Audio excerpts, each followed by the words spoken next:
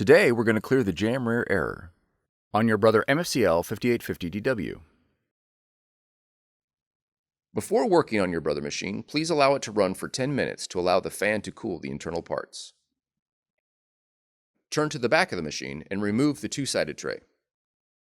Check for any jammed paper under the machine and remove. Next, open the back cover.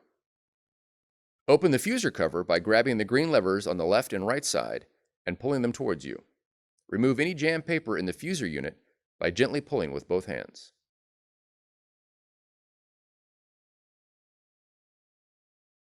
Close the fuser cover. Now close the back cover. Replace the two-sided tray, ensuring it is placed firmly inside the machine. For more tutorials, FAQs, and videos, visit us at www.brother-usa.com. If you found this video helpful, be sure to subscribe. Thank you for choosing Brother.